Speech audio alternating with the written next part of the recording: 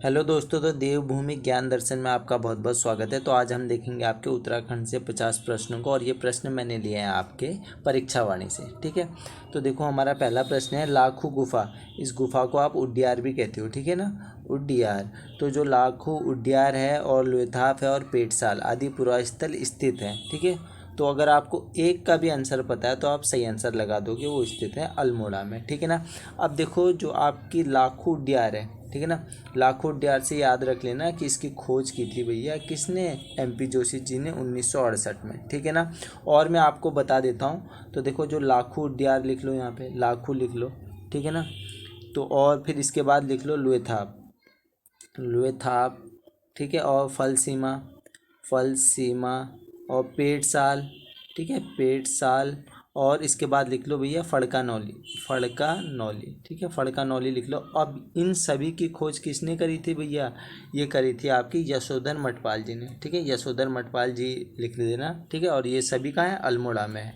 ठीक है ना, अल्मोड़ा में, सिंपल तरीके से याद रख लेना। ठीक है, चलो फिर अब बढ़ते हैं हमारे अगले प्रश्न की ओर। ठीक है, तो अगला प्रश्न है कि ग्वारखा गुफा और किमनी गांव गुफा, ठीक है, गुफा को उड्डयार कहते हैं, मैं बता चुका हूँ, और मलारी गांव आदि पुरास्थल स्थित है। तो देखो ये स्थित है आपका भैया चमोली गांव में। किधर स्थित है, चमोली गांव में। अब देखो अगर मैं बात करूँ गोरखिया गुफा की, तो जो आपकी गोरखिया गुफा है वो किसके पास है भैया, डुंगरी गांव के पास है। ठीक है ना, डुंगरी गांव के पास चमोली में है। और इसके चित्रों को प्रकाश में लाने का श्रेय किसे जाता है भैया, वो जाता है राकेश भट्टी जी को। ठीक है, राकेश भट्टी जी को जाता है। इतना भी आपने याद में रखना है। और भैया आपको पता ही होगा किमनी गांव चमोली में है। ठीक है ना। और अगर मैं बात करूं मलारी गांव की, एक और चीज़ याद में रख लो यहाँ से, मलारी गांव, ठीक है ना। मलारी गांव का जो उत्खनन का कार्य किया था वो किया था भैया शिव प्रसाद डबराल जी ने, जिन्हें आप चारण बोलते हो। ठीक है ना, कब किया था, 1956 में। ठीक है, और देखो भैया जो आपका मलारी गांव है, और मलारी गांव से ही आपका मिला था 5.2 kg का सोने का मुखौटा। ठीक है, चलो इतना भी आपने ध्यान में रखना। अब हमारा तीसरा प्रश्न है, राज्य के किस प्रागैतिहासिक पुरास्थल से 5.2 kg का सोने का मुखौटा मिला है, तो वो मिला है भैया आपका मलारी गांव चमोली से। ये मैं आपको बता चुका हूँ। चलो कुछ एडिशनल बताता हूँ आपको, फिर हम देखेंगे सभी प्रश्नों को जल्दी जल्दी। ठीक है, तो देखो भैया हेनरी रैमजे, हेनरी रैमजे। अब बात आई है खुदाई की, तो ये हेनरी रैमजे को भी याद रख लेना। हेनरी रैमजे, हेनरी रैमजे एक व्यक्ति होता है आपका जो कि कुमाऊं का कमिश्नर होता है। ठीक है ना। अब ये भैया एक व्यक्ति को नियुक्त करता है जिसका नाम होता है आपका WJ हैनवुड। ठीक है, WJ हैनवुड को नियुक्त करता है। और ये जो आपका WJ हैनवुड है, ये सबसे पहले भैया खुदाई का कार्य करवाता है। ठीक है ना, सबसे पहले खुदाई का कार्य करवाता है कहाँ, देवीधुरा चंपावत में। ठीक है, देवीधुरा किधर है, चंपावत में कराता है भैया खुदाई का कार्य। ठीक है, कब, 1856 में। ठीक है, 1856 में भैया खुदाई का कार्य करवाता है। इसीलिए ये जो आपका WJ हैनवुड है ना, इसीलिए WJ हैनवुड को क्या कहा जाता है भैया, पुरातत्व का जनक कहा जाता है उत्तराखंड में। ठीक है, उत्तराखंड में पुरातत्व का जनक किसे कहा जाता है, तो आप कहते हैं WJ हैनवुड को कहा जाता है। ठीक है ना।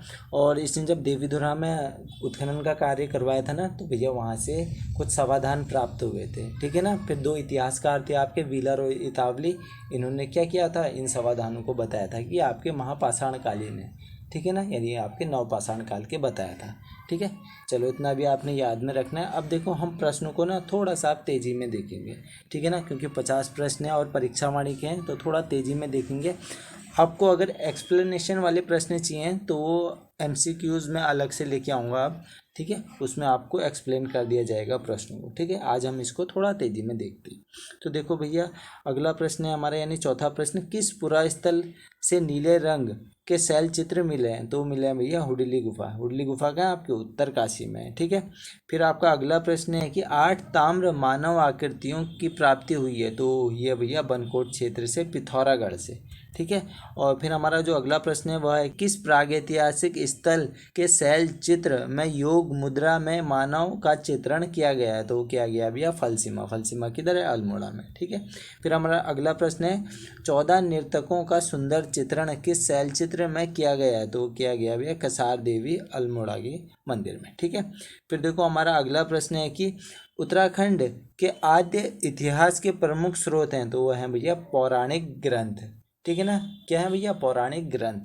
चलो अब बढ़ते हैं हमारे अगले प्रश्न की ओर। तो हमारा अगला प्रश्न है, उत्तराखंड का प्रथम उल्लेख किस धार्मिक ग्रंथ में मिलता है? तो वो मिलता है आपका ऋग्वेद में, ठीक है ना। तो अब बढ़ते हैं फिर आगे की ओर। तो हमारा अगला प्रश्न है कि उत्तराखंड क्षेत्र के लिए कहा गया है। तो भैया उत्तराखंड क्षेत्र के लिए क्या कहा गया है कि उत्तराखंड देवभूमि एवं मनीषियों की पूर्ण भूमि है, ठीक है ना। अब देखो हमारा जो अगला प्रश्न है वह है कि किस ग्रंथ में उत्तराखंड क्षेत्र के लिए उत्तर कुरु शब्द प्रयुक्त किया गया है? तो वो किया गया भैया ऐतरेय ब्राह्मण में, ठीक है। ऐतरेय ब्राह्मण किसका ब्राह्मण है? वो ऋग्वेद का ही ब्राह्मण है, ठीक है ना। क्योंकि आप जब क्या करते हो, वेदों को अच्छी तरह समझने के लिए भैया ब्राह्मणों का उपयोग किया जाता है, ठीक है। तो अब बढ़ते हैं हमारे 12वें प्रश्न की ओर। तो 12वां प्रश्न है, स्कंद पुराण में उत्तराखंड क्षेत्र की सर्वाधिक चर्चा है, इसमें इस क्षेत्र को क्या नाम दिया गया है? तो वो दिया गया है, आप सभी को पता है, मानसखंड और केदारखंड, ठीक है ना। तो देखो अब अगला प्रश्न है कि हरिद्वार यानी जिसे आप माया क्षेत्र भी कहते हो, ठीक है ना, हरिद्वार से हिमालय तक के विस्तृत क्षेत्र को स्कंद पुराण में कहा गया है। तो वो कहा गया भैया केदारखंड, ठीक है ना, केदारखंड यानी आपका गढ़वाल वाला क्षेत्र, ठीक है। फिर हमारा अगला प्रश्न है कि स्कंद पुराण में नंदा देवी पर्वत से कालीगिरी तक के क्षेत्र को कहा गया है। तो वो कहा गया है भैया मानसखंड, ठीक है, यानी जो आपका कुमाऊं का क्षेत्र है। अब देखो आपका अगला प्रश्न है कि मानसखंड और केदारखंड के संयुक्त क्षेत्र को पुराणों में कहा गया है। तो वो कहा गया भैया उत्तरखंड, ब्रह्मपुर एवं खसदेश, ठीक है ना। अब देखो हमारा जो अगला प्रश्न है वह है कि पाली भाषा के बौद्ध साहित्यों में उत्तराखंड क्षेत्र के लिए प्रयुक्त शब्द है, वो है भैया पाली भाषा के बौद्ध साहित्यों में हिमवंत प्रयुक्त किया गया है, ठीक है। फिर देखो आपका जो अगला प्रश्न है वह है कि गढ़वाल क्षेत्र को वैदिक काल में हिमवंत व महाभारत काल में उत्तर कुरु नामों से जाना जाता था, जबकि पुराण काल में जाना जाता था केदारखंड नाम से, ठीक है ना। फिर हमारा 18वां प्रश्न है कि पुराणोत्तर काल में गढ़वाल क्षेत्र को कहा जाता था, वो कहा जाता था भैया केदार मंडल, बद्रिका क्षेत्र, तपोभूमि, ठीक है ना, वह खस मंडल भी कहा जाता था, ठीक है। फिर देखो हमारा अगला प्रश्न है कि मनुष्यों के आदि पूर्वज मनु का निवास स्थान व धनाधिपति कुबेर की राजधानी थी, वो थी भैया अलकापुरी में, ठीक है। फिर हमारा अगला प्रश्न है कि प्राचीन ग्रंथों में अलकनंदा उद्गम से बद्री का आश्रम के बीच के क्षेत्र को कहा गया है। तो वो कहा गया भैया अलकापुरी, अलकापुरी ये कहाँ है आपका चमोली में, ठीक है।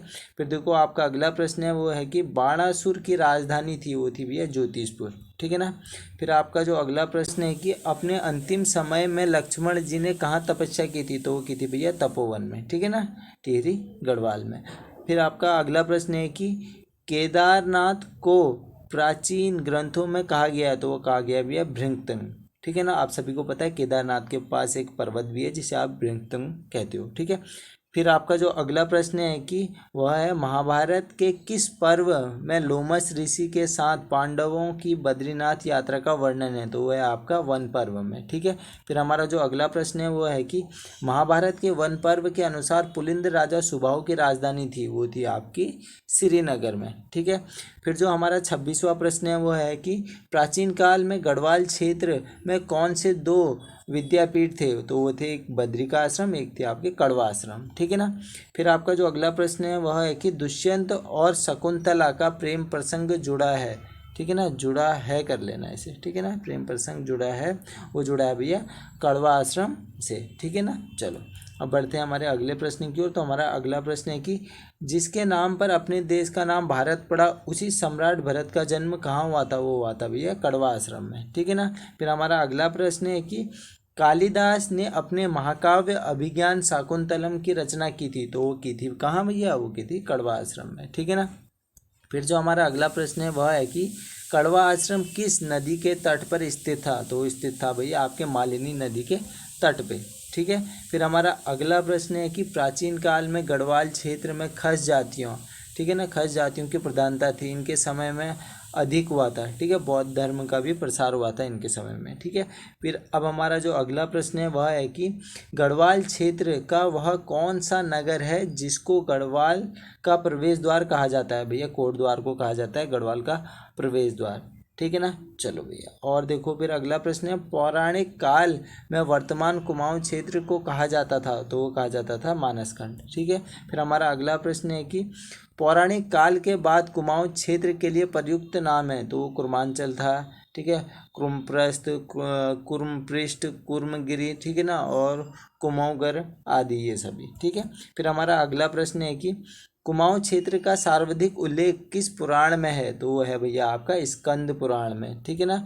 तो अब हमारा अगला प्रश्न है कि किस पुराण में कुमाऊँ क्षेत्र में किरात, किन्नर, यक्ष, गंधर्व, ठीक है, विद्याधर, नाग आदि जातियों के निवास करने का उल्लेख है, तो उल्लेख है भैया ब्रह्म एवं वायु पुराण में, ठीक है ना। फिर हमारा जो अगला प्रश्न है वह है कि किस ग्रंथ में इस क्षेत्र में किरात, किन्नर, यक्ष, तंगव, कुलिंद, खस आदि जातियों के निवास का उल्लेख है, वो है भैया महाभारत में भी, ठीक है। चलो अब बढ़ते हैं हमारे अगले प्रश्न की ओर। अगला प्रश्न है कि अल्मोड़ा में जाखन देवी मंदिर से किसके निवास की पुष्टि होती है, तो होती है भैया यक्षों के, ठीक है ना। अब बढ़ते हैं हमारे अगले प्रश्न की ओर। तो अगला प्रश्न है कुमाऊँ क्षेत्र में स्थित अनेक नाग मंदिरों से पुष्टि होती है भैया नागों के निवास की, ठीक है। फिर हमारा जो अगला प्रश्न है वह है कि सबसे प्रसिद्ध नाग मंदिर, ठीक है, जो आपका बेनीनाग अवस्थित है वो है भैया पिथौरागढ़ में, ठीक है। अब जो हमारा अगला प्रश्न है वह है कि अल्मोड़ा की मुद्राओं पर जिन कुड़िंद शासकों का नाम है वे हैं, ठीक है ना, आशिक है, गोमित है, हरदत्त है, शिवदत्त है और ये सभी, ठीक है ना, और भी नाम है। फिर हमारा अगला प्रश्न है कि देहरादून के कालसी से 257 ईस्वी पूर्व का एक प्राकृत भाषा व ब्राह्मी लिपि का शिलालेख मिला है, जो कि है भैया अशोककालीन है, ठीक है ना, अशोककालीन है, आप सभी को पता है। और लाखा मंडल से प्राप्त शिलालेख है राजकुमारी ईश्वरा जी का, ठीक है। फिर अब हमारा अगला प्रश्न है कि त्रिशूल लेख प्राप्त हुआ है, तो हमें त्रिशूल लेख कहाँ से प्राप्त हुआ है भैया गोपेश्वर व बाड़ाहाट से, ठीक है ना। और चलो बता देना किन दो राजाओं का नाम मिलता है त्रिशूल लेख से, ठीक है। फिर अब हमारा जो अगला प्रश्न है वो है कि पांडुकेश्वर व कंडार, चंपावत, बैजनाथ से किनके ताम्रपत्री लेख मिलते हैं, वो कार्तिकेयपुर राजाओं के मिलते हैं, ठीक है ना। अब बढ़ते हैं हमारे अगले प्रश्न की ओर। तो हमारा अगला प्रश्न है उत्तराखंड पर शासन करने वाली प्रथम राजनीतिक शक्ति थी, वो थी भैया कुड़िंद, ठीक है ना, संभवतः है कुड़िंद मानी जाती है, ठीक है। फिर अब बढ़ते हैं हमारे अगले प्रश्न की ओर। तो अगला प्रश्न है कि किस अभिलेख से यह पुष्ट होता है कि कुड़िंद लोग मौर्यों के अधीन थे, तो भैया कालसी शिलालेख से हमें पता चलता है, ठीक है ना। आप सभी को एक और चीज़ याद रख लो, महाभारत में कुड़िंदों के लिए कौन से शब्द का प्रयोग हुआ है, वो हुआ है द्विज शब्द का, ठीक है ना। चलो फिर अब देखो भैया अगला प्रश्न है कि कुड़िंद वंश का सबसे शक्तिशाली शासक कौन था, तो वो था भैया अमोघ भूति, ठीक है। तो अब बढ़ते हैं हमारे अगले प्रश्न की ओर। तो हमारा अगला प्रश्न है पहली सदी ईस्वी पूर्व में अमोघ भूति की मृत्यु के बाद इस क्षेत्र पर किसका अधिकार हो गया था, तो हो गया था भैया शकों का, ठीक है, इतना भी आपने ध्यान में रखना है। अब बढ़ते हैं हमारे अगले प्रश्न की ओर। तो हमारा अगला प्रश्न भी है और आज का लास्ट प्रश्न भी है, ठीक है ना। तो इसको मैं पार्ट 1 की तरह ले रहा हूँ, ठीक है। मैं परीक्षा वाणी से आपको और प्रश्न दूंगा, हो सकेगा तो एमसीक्यूज़ में डिटेल में डिस्कस करूंगा, वरना मैं एमसीक्यूज़ के लिए अलग से वीडियो लाने की सोच रहा हूँ, या तो सोच रहा हूँ भैया आपके जितने भी प्रीवियस ईयर के पेपर हैं उनको सॉल्व करा दो, ठीक है ना। तो चलिए फिर देखते हैं कि कुमाऊँ क्षेत्र में शक संवत का प्रचलन और अल्मोड़ा का सूर्य मंदिर इस क्षेत्र में किसके आधिपत्य को प्रमाणित करता है, तो वो करता है भैया शकों के आधिपत्य को प्रमाणित, ठीक है। तो ये रहे आपके आज के 50 प्रश्न, ठीक है। आज मैंने थोड़ा सा तेज़ी में करा है, ठीक है ना। चलो फिर वीडियो को करते हैं यहीं पर समाप्त। अगर इस वीडियो से ना आपको थोड़ा बहुत भी ज्ञान प्राप्त हुआ है तो आप इस वीडियो को लाइक करेंगे, शेयर करेंगे और कमेंट करेंगे, ठीक है। इसी आशा के साथ हम करते हैं यहीं पर वीडियो को समाप्त। चलिए धन्यवाद।